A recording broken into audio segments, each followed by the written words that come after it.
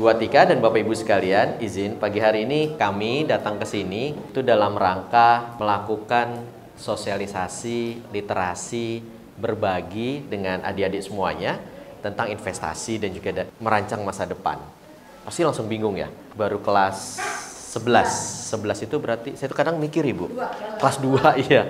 Karena anak saya sekarang kemarin bagi rapot tengah semester, tadi kelas 10, saya ngitung jari dulu. Oh iya, kelas 1 gitu ya.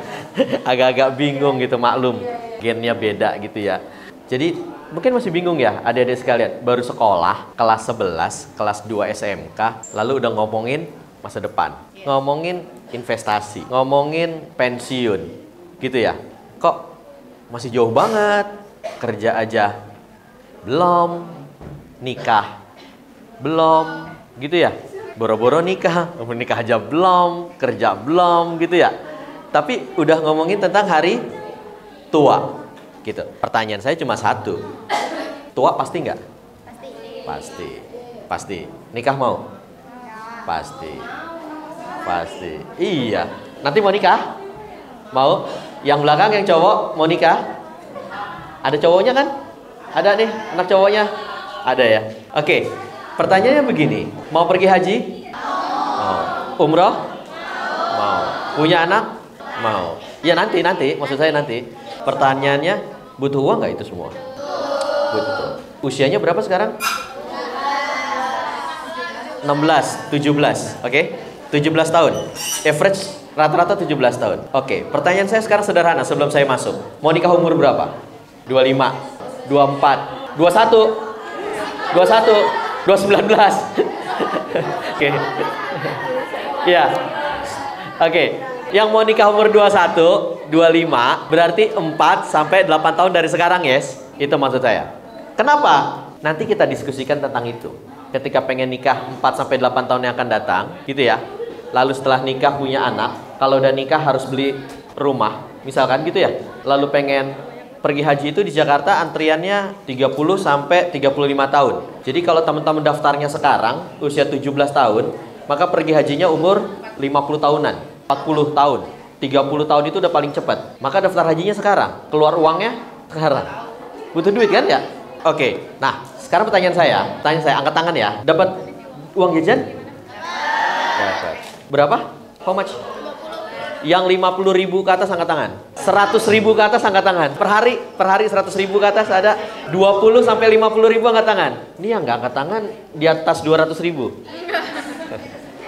Takut ketahuan temen yang wajah jajan lu banyak nih. Besok traktir ya gitu ya. Oke. Kondisi keuangan teman-teman kira-kira relate nggak sih nih yang saya bikin? Ini hasil surveinya. Hasil surveinya itu adalah bahwa ini kalau milenial sama Gen Z lifestyle gitu ya. Ini antara milenial sama Gen Z lifestyle. Lahiran 82 sampai sekitar tahun 96 97. Nah, teman-teman yang 97 sampai 2012.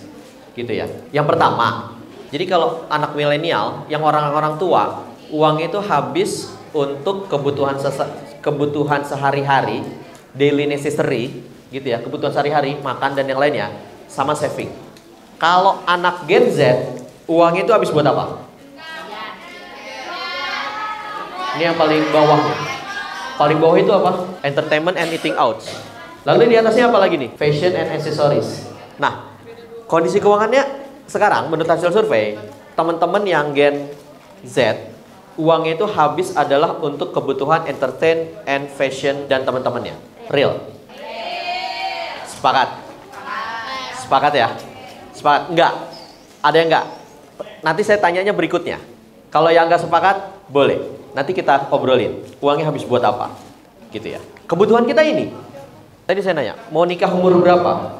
25, 26. Kita butuh 8 sampai 9 tahun lagi. Sehingga kebutuhan kita di masa yang akan datang itu ini.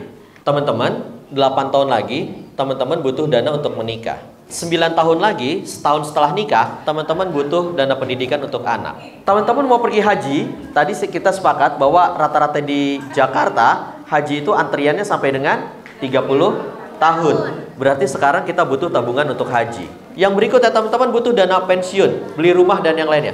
Pak, kerja aja belum, umur 17 tahun. Sekarang udah mikirin pensiun. Kenapa? Kan saya mau nanya, usia pensiun umur berapa sih? 60 tahun. Kalau di Indonesia menurut undang-undang usia pensiun itu adalah 55 tahun. Oke, artinya 38 tahun dari sekarang, teman-teman. Menurut penelitian dari ILO, Lembaga Buruh PBB, 92,5% pensiunan atau orang tua di Indonesia, orang yang sudah memasuki purna tugas, orang yang sudah tidak bekerja lagi di Indonesia, itu tidak mandiri, alias ketergantungan dengan pihak yang lain. Bisa dengan, maaf, anaknya atau dan yang lainnya. Jadi hanya sekitar 7,5% orang tua di Indonesia itu bisa mandiri. Kenapa? Karena ini yang di bawahnya nih, pendapatannya itu lebih kecil dibandingkan dengan pengeluarannya. Kenapa? Karena ketika mudanya rata-rata itu tidak mempersiapkan hari tuanya. Padahal di Islam itu udah jelas. Kalau kita lagi panen, maka sebagian dari hasil panennya itu harus disisihkan ketika kita nanti memasuki musim kemarau. Nah, itulah yang digunakan, salah satu ayat yang digunakan untuk asuransi, gitu ya. Dasarnya untuk investasi. Nah, ini butuh duit nih. Ini butuh duit, teman-teman. Saya pertanyaan cuma satu. Kalau kalian tuanya 38 tahun yang akan datang, kira-kira butuh duit berapa sih buat hidup? Rata-rata orang Indonesia itu sekitar 72 tahun. Berarti kalau kita pensiun umur 55, kita masih akan hidup kurang lebih 17 tahun setelah kita pensiun. Kalau 38 tahun, sebulan rata-rata kita butuh 20 juta. Karena sekarang rata-rata hidup minimal 5 juta. Kalau kita hitung 38 tahun lagi, mungkin sebulan butuhnya 20 juta. 20 juta sebulan. Setahun 240 juta kali 17. Kurang lebih hampir 4 miliar rupiah. Maka nanti ketika usia teman-teman 55 tahun, teman-teman punya uang kurang lebih 4 miliar rupiah. Dari sekarang. Dan itu nggak boleh putus. Maka artinya teman-teman, hari tua kita bukan ditentukan ketika kita memasuki hari tua. Hari tua kita ditentukan dari sekarang. Terkecuali yang sudah yakin punya warisan. Anaknya presiden, raja, bapak kita pengusaha dan yang lainnya, mungkin di antara kalian ada, aman. Ini piramida keuangan gitu ya. Paling bawah itu kita punya cash flow sama dana darurat. Jadi gini, kalau ini bisa diterapin sehari-hari sebetulnya. Tadi yang punya uang jajan 50.000 per hari, uang 50.000-nya habis? Enggak, habisnya berapa? 20, sisanya diapain? Buat skincare. Itu habis juga dong. Nah, gini, yang paling penting pertama, teman-teman, itu adalah kita punya dana darurat. Gitu ya, punya dana darurat. Dana darurat and cash flow. Lalu proteksi, manajemen risiko, ini asuransi ya kalau di Indonesia. Investasi, tujuan keuangan, dana pensiun, dan yang paling penting, bukan paling penting, paling atas itu adalah hibah dan waris. Ini kalau yang punya warisan atau dapat hibah gitu. Yang punya tabungan angkat tangan? Boleh angkat tangan? Nanti kalau bertanya, saya punya voucher belanja untuk 3 orang. Oke. Yang punya akun investasi boleh angkat tangan? Enggak. Belum punya. Bapak Ibu guru boleh ikutan yang udah punya akun investasi? Buana ada Buana. RD, ya udah punya RDN gitu. Oke. Kenapa kita harus investasi, pertanyaannya? Saya coba mengambil analoginya seperti tadi kayak yang kalian, usianya. Mie tek-tek itu maksudnya mie goreng gitu ya, mie godok, tukang Indomie, nasi goreng yang pinggir jalan. Ya, ketika tahun 97 itu harganya cuma 50 rupiah satu piring. 97 ke 2024 berarti 37 tahun, 47 tahun, gitu ya. Saya coba menganalogikan dengan kalian nanti di usia 55 tahun atau 60 tahun ketika kalian pensiun. Sekarang harga satu mangkok mie tek-tek tadi, mie godok tadi, itu kurang lebih 20.000 rupiah. Maka pertanyaannya berapa kali lipatnya? 404.000 kali lipat, gitu ya, 500 kali lipat harganya. Untuk jangka waktu kurang lebih 37 tahun. So, kenapa kita harus investasi? Karena nilai uang kita yang akan berubah. Ingat ya, nilai uang. Kalau di syariah yang berubah itu bukan nilai uangnya, tapi nilai manfaat daripada uang. Nilai uangnya nggak berubah. Nilai manfaat dari uang kita yang akan berubah nantinya. Sehingga kalau sekarang kita tidak, Pak, Ditabung boleh nggak? Ditabung boleh. Tabungan itu adalah untuk lindung nilai, tapi bukan untuk investasi jangka panjang. Nanti saya akan sedikit singgung nanti kata investasi tentang SRI. Orang Indonesia ini banyak salah nih, ikut investasi tetapi lupa yang S dan R-nya. SRI. SRI itu Saving, Reserve, and Investment. Gitu. Jadi sebelum investasi teman-teman yang pertama itu nabung. Jadi kalau kalian punya tabungan itu boleh. Buat apa sih tabungan? Agar kita punya reserve, kita punya dana darurat. Jangan sampai uangnya semuanya ditabungin, gitu ya. Kenapa kita harus investasi? Karena ada yang namanya inflasi dan yang lainnya. Nih kata si Warren Buffett. Warren Buffett itu salah satu tokoh investasi di dunia. Kita bisa nikmatin pohon saat ini, kita bisa duduk santai di depan ada pohon. Itu karena ada yang menanam sebelumnya. Oke, kita bisa nyaman hari ini, teman-teman bisa sekolah di Sudirman karena ada orang tua kalian yang biayai dan orang tua kalian memiliki dana, memiliki kemampuan untuk menyekolahkan kalian di sekolah yang terbaik di SMK PB Sudirman 2 ini. Maka sama, hari tua nanti, ketika kita juga ingin memberikan yang terbaik untuk hidup kita dan keluarga kita dengan kenyamanan. Maka ditentukannya dari kapan? Dari sekarang. Kalau kita mau investasi, pertanyaannya, investasinya apaan? Investasi apa yang cocok untuk teman-teman dengan punya uang 50.000 sehari? Pertanyaan saya, sehari punya duit sisa berapa sih dari uang jajan? 5.000. Terus 10.000. Ada yang lain? 30.000. Sisa nih 30.000. Mantap. 10.000 sehari. Average ya. 10.000 sehari berarti sebulan 300.000. Hari Minggu dihitung Mas dikasih ya. Kalau anak saya hari Minggu saya nggak hitung soalnya. Oke, 250.000 sampai 300.000 sebulan. Investasi apa sih yang cocok untuk 250.000 sampai 300.000 sebulan?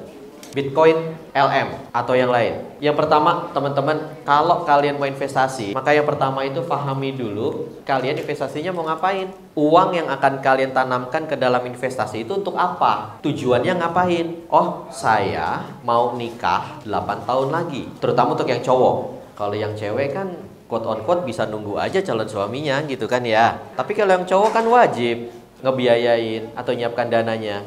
Yang cowok 8 tahun lagi mau nikah. Biaya nikah sekarang berapa? Resepsi dan yang lainnya mungkin butuh 100, 200, 300 juta. Maka uang 100 juta 8 tahun lagi, lalu harus beli rumah tadi, ibadah, umroh, haji dan yang lainnya, butuh uang berapa? Kalau tujuannya adalah, oh saya mau nanti ketika masuk kuliah, saya mau punya laptop baru, saya mau punya motor baru, sehingga saya investasi dari sekarang 5 tahun lagi, 8 tahun lagi saya mau nikah dan yang lainnya. Butuh uang berapa? Pahamin dulu. Setelah kita tahu tujuannya, yang kedua pahamin dulu juga karakter teman-teman. Ada orang yang karakternya takutan, konservatif. Lah kalau punya karakternya gampang cemas, gampang takut, gampang worry, jangan investasi di yang risikonya tinggi. Jangan main saham, apalagi main Bitcoin. Kenapa? Capek tiap waktu, pagi buka aplikasi, siang buka aplikasi, jam 3 udah buka aplikasi ngecek lagi. Kenapa? Aduh kok masih merah ya, aduh kok nggak naik-naik ya, aduh kok makin dalam ya. Yang ada stres. Investasi bukan bikin kita tenang, tapi malah bikin stres. Jadi kalau yang dirinya ketakutan, nggak berani mengambil risiko tinggi, jangan investasi yang risikonya tinggi. Ini jangan FOMO. Sekarang kan bagi banyak investasi, ikut-ikutan. Ah temennya, kalau nggak keren lo, nggak punya saham, ikut beli. Nah, apa investasi yang konservatif? Bisa di deposito, reksadana pasar uang. Apa itu reksadana? Reksadana adalah produk kumpulan produk investasi yang dikelola oleh manajer investasi. Reksadana itu ada reksadana underlying atau produknya saham, ada reksadana pasar uang, ada reksadana pendapatan tetap. Kalau pendapatan tetap itu biasanya dibelikan dalam obligasi atau sukuk, gitu ya. Ada juga reksadana fixed income, pendapatan tetap yang lain, yaitu dalam bentuk project, gitu ya. Misalkan sekolah, nih PB Sudirman butuh dana untuk pembangunan, lalu menerbitkan reksadana. Bisa hubungin manajer investasi atau sekuritas lalu menerbitkan dana. Apa jaminannya? jaminan atau underlyingnya adalah seluruh siswa yang ada di PB Sudirman. Maksudnya apa? Karena sekolah dapat uangnya dari siswa, kan gitu ya, bayaran siswa. Maka underlyingnya ada siswa, bahwa siswa SMK PB Sudirman sejumlah misal 300 orang, bayarannya sekian. Nah itu nanti bisa untuk sebagai underlying, pendapatannya tetap. Lalu yang kedua, moderat. Kalau moderat itu cukup berani ambil resiko, tapi nggak tinggi-tinggi amat gitu ya. Bisa ambilnya obligasi gitu ya, sukuk. Teman-teman sekarang banyak kok, daripada ditabungan doang duit 1 juta, bisa beli yang namanya sukuk retail di bank. BSI misalkan, BRI atau BNI, yang lain itu jual sukuk retail. Bisa dibeli mulai dari 1 juta rupiah. Bagi hasilnya lumayan, 3 tahun nanti dikembaliin dan yang lainnya gitu. Jadi kalau tadi punya uang 300.000 sebulan, 250.000 sebulan, berarti setahun ada berapa? 3 juta kan? Nah setahun itu udah bisa tuh beli obligasi, apalagi yang bapak ibu guru gitu ya. Jadi daripada uang yang disimpan di tabungan nggak nambah-nambah, cuma habis sama biaya administrasi doang, bisa ambil di simpan di sukuk retail. Berikutnya ada yang agresif. Nah ini kalau yang orangnya agresif, berani ngambil resiko dan yang lainnya.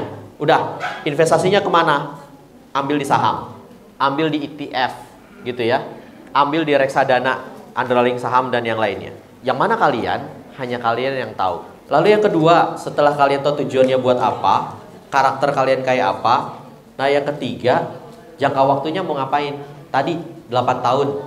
Kalau jangka waktunya pendek 3-8 tahun, di mana? Beli obligasi. Atau kalau syariahnya sukuk gitu ya, beli obligasi atau sukuk yang jangka waktunya 8 tahun di reksadana obligasi atau reksadana campuran. Kalau 1-2 tahun ya bisa di reksadana atau bisa di tabungan gitu, atau bisa juga di deposito. Di luar ini ada nggak Pak?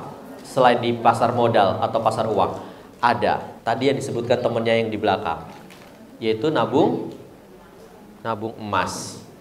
Jadi ada satu anak SMA di daerah Jawa Tengah, ibunya itu hanya seorang pedagang kecil. Jadi kalau di Jawa itu pakai sepeda pagi jualan di pasar gitu. Ini anak dikasih uang sama ibunya 10.000 sehari untuk jajan dan segala macam. Jadi ke sekolahnya pakai sepeda, dia sekolahnya pakai sepeda karena di daerah Jawa. Singkat cerita, ketika dia sudah lulus SMA gitu, dia lulus SMA, ibunya bilang, udah ya, ibu nggak bisa ngebiayain untuk kuliah. Ibunya nggak ada dana untuk kuliah. Tuh anak bilang, saya tetap mau kuliah. Iya, tapi uang dari mana? Nggak ada dananya. Kebetulan ibunya single parent. Lalu dia bilang, Bu, kita ke Pegadaian. Ibunya makin bingung lagi. Lalu dia ngeluarin, saat itu masih pakai buku, kalau sekarang sudah bisa digital, pakai aplikasi. Dia bilang, saya mau nyairin emas saya. Jadi ternyata teman-teman, dari 10.000 yang dia dapat, 7.000 rupiah itu tiap hari dia sisihkan untuk beli nabung emas. Saat itu emas masih 500 sampai 600 ribuan tahun 2019 sampai 2020. Jadi ketika dia lulus, Bapak Ibu sekalian, dia memiliki hampir 10 gram logam mulia.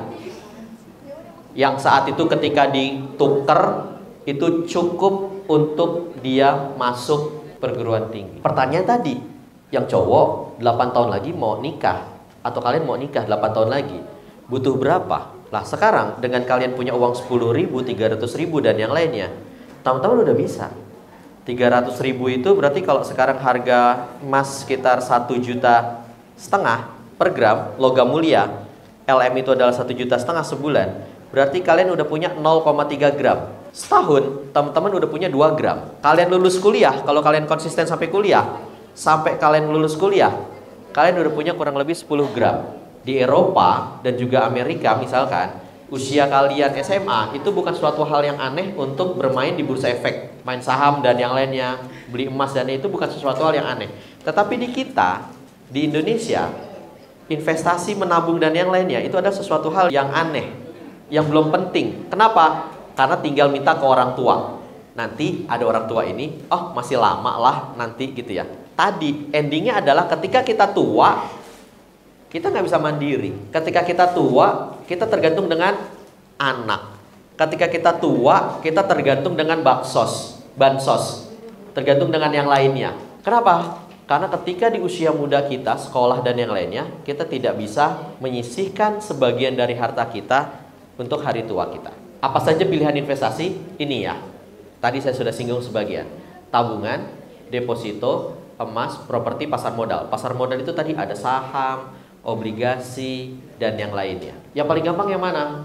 Mohon maaf, ini gambar tabungannya kok gambarnya ini ya. Kemarin udah saya ganti ayam, keluarnya dia lagi. Gitu. Oke, paling gampang itu nabung dulu deh. Tadi teman-teman punya saving, gitu ya. Punya saving. Nabungnya di mana? Ya kalau zaman sekarang bisa di bank. Karena sekarang buka rekening juga nggak harus ke bank, gitu ya. Nggak harus datang ke bank. Kalian download aplikasinya. Mau bank apa? BSI, BCA, atau yang lainnya. Download aplikasinya, gitu ya. Lalu daftar secara online, rekeningnya selesai. Gitu. Verifikasinya cukup dengan foto diri, cepret. Yang pasti satu, hati-hati, banknya diawasi atau tidak. Yang terakhir, setelah ini kita tanya jawab, gitu ya. Yang terakhir satu, saya mau bilang gini, hati-hati dengan investasi bodong. Apa sih ciri-cirinya investasi bodong? Yang pertama, udah pasti dia tidak terdaftar di OJK. Satu deh paling gampang. Yang namanya investasi bodong itu pasti satu, dia menawarkan keuntungan dengan jumlah atau nilai yang tidak masuk di akal. Saya kalau lagi ngajar di kelas gitu, di UHAMKA, saya selalu bilang begini sama teman-teman mahasiswa. Hanya ada 3 investasi, mohon maaf ini ya Bapak Ibu guru dan teman-teman, hanya ada 3 investasi yang menghasilkan keuntungan besar secara singkat. Pertama, judi, gitu ya. Judi, mau judi online ataupun judi offline. Yang kedua, narkoba. Dan yang ketiga, mohon maaf, prostitusi. Jadi, kalau ada orang menawarkan investasi, bilangnya aman, resmi, dan menghasilkan keuntungan yang besar dalam jangka waktu singkat, itu sudah pasti investasinya bodoh. Kamu kasih saya 1 juta, lalu bulan depan kamu saya kasih 200.000 rupiah. Udah pasti bodong. Nggak ada investasi sekarang menghasilkan 20% dalam jangka waktu 1 bulan. Kalau 20% 1 bulan, berarti setahun itu 240%. Gitu ya. Sangat gede. Nggak mungkin. Mungkin nggak Pak? Nggak mungkin. Tapi dia bisa ngasih kok. Bulan kedua saya dikasih lagi 200.000. Bulan ketiga dikasih lagi 200.000. Ya iyalah, orang yang dikasih duit kamu kok. Itu yang dinamakan dengan skema Ponzi, teman-teman. Jadi gini, gampang ya. 1, 2, 3, 4 sekelas ini 50 orang ngasih 1 juta ke saya. Berarti saya punya 50 juta. Saya kembaliin ke kamu 200.000. Bulan 1. Bulan kedua saya kasih lagi 200.000. Tapi di antara bulan 1 bulan kedua saya akan provokasi kamu. Enak kan? Dapat 200.000? Iya, cuma naruh 1 juta loh. Bagaimana kalau kamu naruhnya 2 juta? Bagaimana kalau kamu naruhnya 3 juta? Psikologis orang Indonesia itu adalah tidak puas. Gitu ya? Iya ya, ngapain gue cuma ngasih 1 juta? Sayang, duitnya cuma 200.000. Gue tambah deh. Ada yang nambah 1 juta, ada yang nambah 2 juta, nambah 3 juta, nambah 5 juta gitu ya. Saya kasih lagi nggak bulan keduanya? Saya kasih lagi. Yang tadinya jadi 2 juta, saya kasih 400.000. Begitu seterusnya. Sampai titik tertentu, duitnya kan banyak di saya kan? Gampang, saya tinggal lari. Gitu ya. Jadi yang dikembaliin ke kamu itu duit siapa? Duit kamu sendiri. Itu cuma mau memainkan psikologis si nasabah untuk menambah depositnya. Gampang, modelnya kan jadi kayak arisan aja. Gitu ya. Jadi kayak arisan itu kan yang diperoleh duit kita sendiri kan? Duit kita sendiri bukan? Gitu. Maka dari itu, teman-teman, jangan tergiur dengan nilai uang besar. Saya bisa sampaikan tidak ada di luar yang 3 tadi itu yang melanggar aturan negara dan juga melanggar aturan agama. Itu nggak ada yang namanya bisnis atau investasi atau apapun itu yang menghasilkan keuntungan besar dalam jangka waktu singkat. Tidak ada. Jadi kalau ada yang bilang, ayo ikutan yuk, lu duit lu 1 juta, sayang daripada lu simpan di tabungan, lu simpan di bawah bantal, mendingan ikut gue. Ini bisnis. Udah, nggak usah. Kecuali resmi, bank dan yang lainnya. Dan lihat, terdaftar tidak di OJK. Caranya gimana? Udahlah, kalian udah punya gadget semua, tinggal buka aja di Google gitu ya. PT-nya apa dan yang lainnya. Gitu. Oke, permintaan pengiriman dana bukan kepada rekening investasi, hati-hati ya. Sekarang banyak, atau sekarang paling gampang lagi apa? Nitip duit. Ini hati-hati nih. Banyak sasarannya adalah teman-teman yang masih muda dan yang lainnya. Orang nitip duit. Jadi yang punya rekening, lu punya rekening nggak? Punya. Gue titip transfer ya. 50 juta, 100 juta. Ntar dikasih 10%, 20%. Jadi kalau 50 juta, maka kalian nanti dikasih kurang lebih 10%-nya, 5 juta. Gitu ya. Nanti setelah masuk, uangnya transfer balik lagi ke saya 45 juta.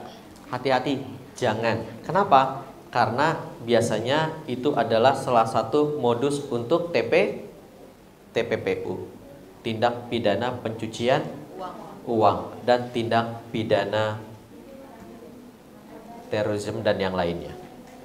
Hati-hati, banyak anak-anak muda sekarang yang punya rekening, ataupun banyak yang maaf lagi jobless gitu, itu jadi sasaran untuk TPPU. Uangnya nggak jelas teman-teman. Itu biasanya uang-uang yang tadi disebutkan di awal gitu ya, sumbernya sangat-sangat nggak jelas gitu. Uang-uang yang bisnisnya tadi haram, itu untuk dicuci, karena nyucinya nggak bisa pakai rinso dan yang lainnya gitu. Maka cucinya adalah dengan transfer, sehingga terkesan itu adalah uang transfer. Hati-hati ya. Jadi sekarang banyak banget modusnya, sehingga hati-hati dengan instrumen-instrumen kita. Saya pikir itu dari saya, teman-teman adik-adik sekalian. Selanjutnya 3 diskusi tadi saya sampaikan. Mungkin ada 3 orang penanya. Nanti kalau yang nanya ada hadiah dari Mbak Ade gitu. Kalau yang bertanya silakan. 1 boleh. Ada lagi? 1 ini. 2 belakang. Ada lagi? 1 lagi cowoknya mungkin. 3 depan. 3, 4. Oke, 4 dulu ya. Mau nanya apa nih? Monggo. Yang keempat duit aja. Yang keempat cash aja. Oke, silakan sebutkan nama. Iya, dan konsentrasinya ya, jurusannya. Saya dari kelas 11 SMP. Oke, silakan. Saya mau tanya, itu kan kita mulai investasi zaman sekarang kan masih banyak yang bodoh atau nggak percaya. Nah, gimana sih cara kita milih investasi yang baik? Terus gimana cara kita mulai investasi yang baik? Jadi terima kasih Pak. Oke, baik. Yang kedua, tadi di belakang mic-nya boleh Mbak Desi boleh bantu. Ntar aja terakhir, terakhir.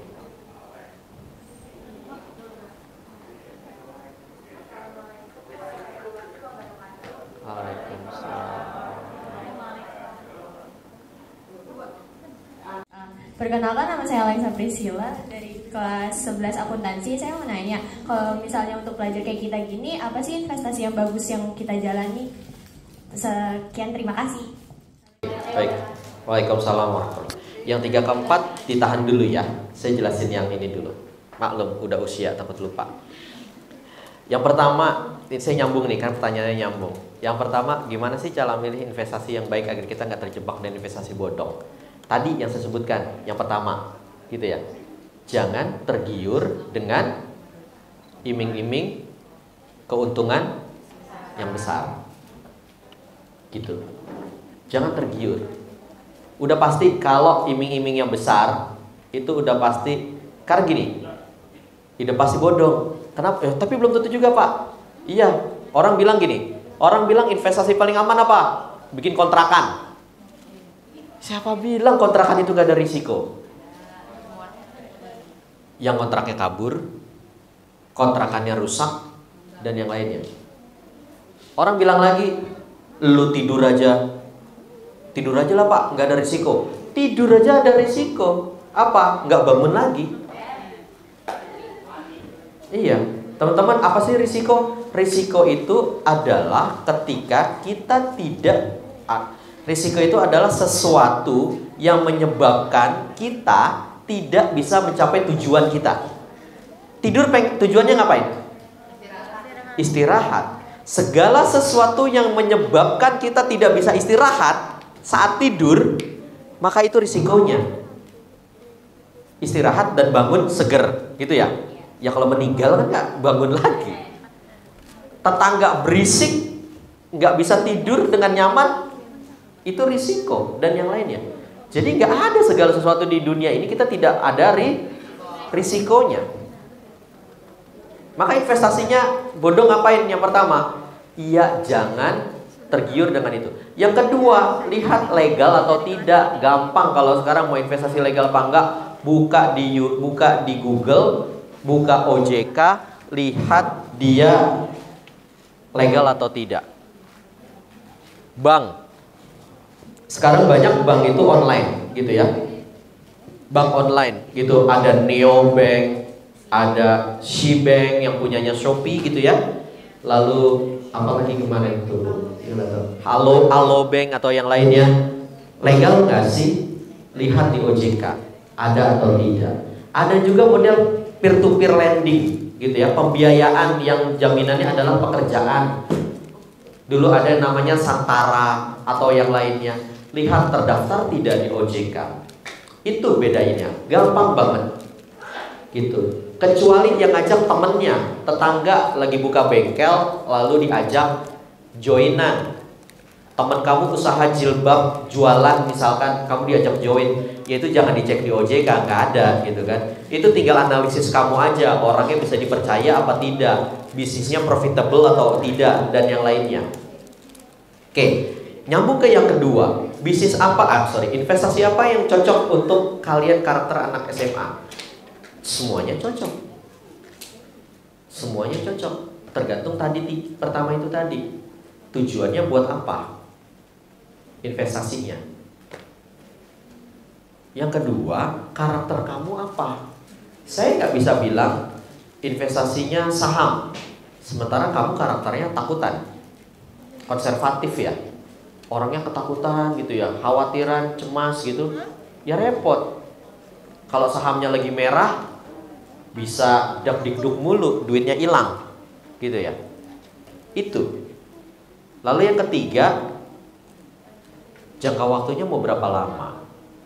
Tapi saya bisa bilang, untuk kalian yang masih memiliki penghasilan yang belum memiliki penghasilan sendiri, masih karena tergantung, maka yang paling awal paling gampang apa? Nabung dulu deh, gitu ya. Tabungan dulu. Jadi kalau kalian punya 300.000 sebulan, saran saya 150.000-nya taruh di tabungan, 150.000-nya diinvestasiin. Investasinya kemana? Bisa beli reksadana, pasar uang, bisa beli nabung emas, gitu ya. Nabung emas banyak, bank ada, bank syariah punya, lalu ada di Pegadaian atau yang lainnya. Nabung emas bisa. Atau yang ketiga, apa? Beli nabung saham. Nabung saham, satu saham, kalau beli saham itu satuannya apa sih? Apa nabung saham? Ini anak SMK kan ya? Namanya apa? Lot. L-O-T. Lot. Satu lot itu 100 lembar. Jadi kalau beli gula kan kilo ya, 1 kilo. Beli saham itu nggak bisa satu, belinya 100 lembar. Itu minimal beli. Sekarang, misal kalau yang mau aman apa? Beli saham apa? BCA misalkan. 1 lembar saham BCA kurang lebih sekarang 18.000 rupiah. Berarti kalau 1 lot 1,8 juta. Aduh, kelamaan Pak, nunggu cuma mau beli 1 lot setahun sekali beli sahamnya. Cari yang lain, gitu ya.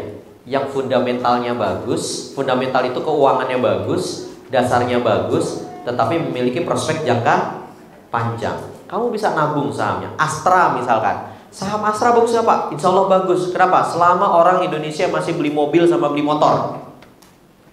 Indofood bagus. Kenapa? Orang pasti masih makan Demi seleraku.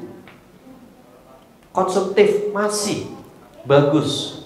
Udah beli saham Indofood kurang lebih sekarang 3.000 sampai 4.000 rupiah. Berarti kan kalau 3.000 100 lembar 400.000 gitu ya. 2 bulan sekali bisa tuh kalian beli saham 1 lot. Tetapi kalau beli saham jangan diliatin. Udah biarin aja. Dilihatnya kapan? Itu buat tabungan nanti.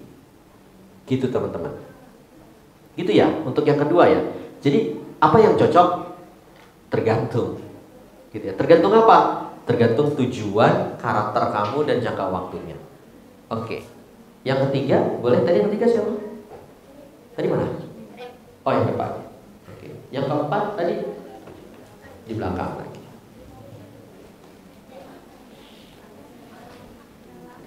Ini cabut. Nama saya Rita Sindewi Fana dari kelas 11 Manajemen Perkantoran. Bapak, mohon izin saya. Oh, boleh. Umur yang kamu? Yang maju kemana? Yang apa?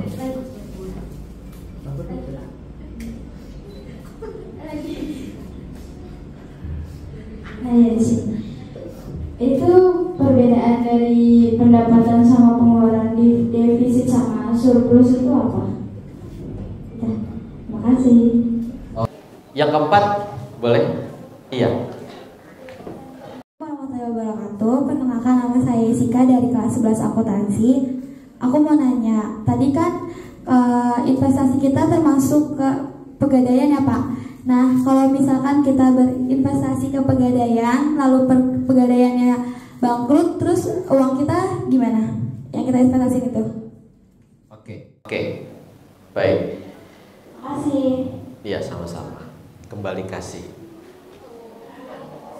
Oke, yang pertama, apa bedanya defisit sama surplus? Kalau defisit itu artinya kurang atau nambah? Kurang. Artinya kalau defisit itu penerimaan lebih kecil daripada pengeluarannya, lebih besar pasak daripada tiang, gitu ya. Boros outflow, pengeluarannya itu lebih banyak daripada pendapatannya. Kebalikannya, surplus itu maksudnya pendapatannya itu lebih tinggi dibandingkan pengeluarannya, gitu ya Mbak. Jadi jangan sampai kita maka dari itu, sebetulnya ada di slide saya berikutnya ya. Jadi gini, kalau kamu dapat 50.000 nih sehari, gitu ya. Anggap aja ini kan gajian kamu ya. Kamu gajiannya tuh harian, 50.000 sehari. Duit 50.000-nya buat apa sih?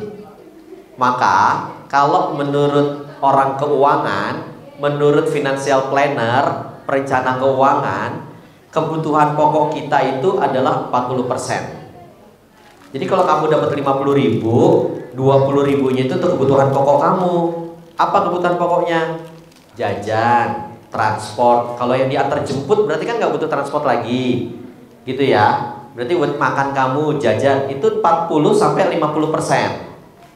Berikutnya 10-20%-nya untuk apa? Untuk kebutuhan apa ya? Bahasanya entertain kita lah. Refreshing kita. Kamu untuk nonton dan yang lainnya gitu. Maka 10% berikutnya untuk apa? Kebutuhan pribadi kamu yang lainnya. Ya kalau yang cewek mungkin beli skincare dan yang lainnya. Nabungnya di situ. Jadi kalau kamu 10% berarti antara 5.000 sampai 20.000. Berarti kalau 20% itu 20.000. Jadi tadi udah 40, 20, 20. Gitu kan? Udah 80%. 10 sampai 20% berikutnya apa? Investasi. Itu kalau untuk yang masih jomblo, masih belum nikah. Kalau yang nikah beda lagi. Harus ada apa? Harus ada untuk dana darurat. Dana darurat itu apa sih teman-teman? Ini ya, saya di Indonesia, di masyarakat kita ini masih belum aware dengan yang namanya dana darurat. Menyamakan dana darurat itu dengan tabungan. Iya sih, tabungan itu bagian dari dana darurat. Dana darurat itu adalah dana yang tersimpan ketika kita tidak lagi memiliki pendapatan misalkan, atau kita ada kebutuhan yang sangat mendesak sehingga kita harus pakai dana itu. Kalau Seberapa besar dana darurat itu? Minimal 3 sampai 6 kali dari pengeluaran kita rutin. Jadi kalau kamu sehari pengeluaran minimalnya itu adalah 30.000, artinya kamu harus punya di tabungan itu adalah 90.000 sampai dengan 180.000. Itu kamu harus punya saving tuh, itu disimpan. Kenapa? Kalau orang tua kamu nggak ngasih kamu uang jajan, kamu aman, punya dana darurat. Kira-kira begitu. Gitu ya. Itu tentang defisit dan surplus. Yang keempat tadi apa? Lupakan saya. Pegadaian, iya. Sama dengan semuanya. Kalau pegadaiannya bangkrut, gimana Pak? It's a risk. Itu risiko. Sama seperti bank. Pertanyaannya kalau banknya bangkrut gimana? Kalau kita nyimpen di bank, ada yang penjamin namanya LPS, Lembaga Penjamin Simpanan. Kalau beli saham, perusahaannya bangkrut gimana? Hilang. Teman-teman, ada beda. Saya mau nanya, apa bedanya saham sama obligasi? Saham itu apa sih? Apa saham? Saham itu artinya pemilik perusahaan. Kalau kamu punya sahamnya BCA, berarti kamu pemilik bank BCA. Cuma berapa persennya? Saya punya 100 lot saham BCA, berarti kamu pemilik bank BCA sebesar 0,0000001%. Kira-kira begitu. Ya nggak apa-apa. Yang cowok bisa jadi gaya. Kalau kamu ditanya sama calon mertua kamu, lagi main ke rumah pacar kamu udah kerja? Belum. Saya pemilik perusahaan. Apa? Bank BCA. Ya tunjukin aja sahamnya, saya punya sekarang. Sekarang banyak orang nikah, mas kawinnya itu saham. Loh, kalau kamu dari SMA sekarang beli saham 1 lot per 2 bulan 1 lot, berarti setahun itu ada 6 lot. Ya kan? SMA, SMK ditambah kuliah 4 tahun berarti 6 tahun. 6 kali berapa tadi? 6 kali 6, 36 lot, 40 lot. 40 lot itu berarti 4.000 lembar loh teman-teman. 4.000 lembar. Belum ditambah kalau kamu punya simpanan logam mulia dan yang lainnya. Sehingga kalau nikah cuma mau cari mas kawin, itu udah nggak perlu lagi minta duit sama orang tua. Cuma tinggal nyisihin tadi 10 sampai 20.000 sebulan. Ringan. Yang jadi masalah sekarang, mau nyaman nongkrong di Starbucks atau ngopi terus, atau nyisihin duitnya buat hari tua. Lah Pak, bagaimana kalau di Pegadaian? Begini ya. Kalau di Pegadaian, ketika kita nyimpan emas, ketika kita nabung emas di Pegadaian, maka si pegadaiannya atau banknya yang memiliki produk nabung emas, dia wajib memiliki emas aslinya. Jadi kalau kamu beli emas 1 gram, nabung emas 1 gram, maka di Pegadaian itu ada emas aslinya 1 gram. Kamu beli nabung emas 1 gram di BSI, maka saat itu juga BSI harus menyediakan emas aslinya. Maka yang namanya Pegadaian, bank atau yang lain punya tabungan emas, itu dia punya gudang emasnya. Karena itu syaratnya dari OJK. Kenapa? Ketika si nasabah narik emas, maka emas itu harus ada saat itu juga ketika ditarik. Nggak boleh besok-besok. Gitu. Penjaminannya itu. Makanya aman nggak? Aman. Selama dia terdaftar di OJK itu pasti aman. Jadi kalau nabung emas di Pegadaian aman nggak Pak? Aman. Bapak, ibu, dan adik-adik semuanya, kalau nabung emas di Pegadaian, ketika kita pengen cetak saat ini, kamu udah punya 10 gram, saya mau cetak 10 gram ini, maka si Pegadaian atau si BSI atau bank yang lain itu harus menyiapkan hari itu juga dengan 10 gram itu. Begitu. Oke, itu ada lagi? Cukup? Terakhir, boleh. Kita kasih, siapin aja 250, kita tambahin dari aku. Cuma 4 ya? Hah? Ada ya? Ya, silakan. Terakhir ya. Gak apa-apa, dari uang makan cukup. 5 kan? Perkenalkan, nama saya Keisha Fadila dari kelas 11 akuntansi. Saya mau tanya, apakah ikut arisan itu merupakan investasi halal yang menguntungkan? Dah, makasih. Arisan, investasi atau bukan? Nah, sekarang pertanyaan saya balik dulu. Saya mau nanya, saya nggak mau jawab, saya cuma mau nanya. Kalau teman-teman ikut arisan, ngambilnya mau di depan atau terakhir? Terakhir. Oke. Yang mau ngambil di awal angkat tangan. Bapak ibu guru boleh ikutan. Bapak ibu guru boleh ikutan karena yang udah sering ikut arisan. Bapak ibu guru dan teman-teman, kalau ikut arisan, ngambilnya pertama atau terakhir? Yang pertama angkat tangan. Cuma satu orang yang pertama. Yang terakhir angkat tangan. Yang ngambil terakhir angkat tangan. Oke. Saya ikut arisan itu sama bapak. Pak siapa Pak izin? Sama dengan Pak Firdaus. Saya mau ngambilnya pertama.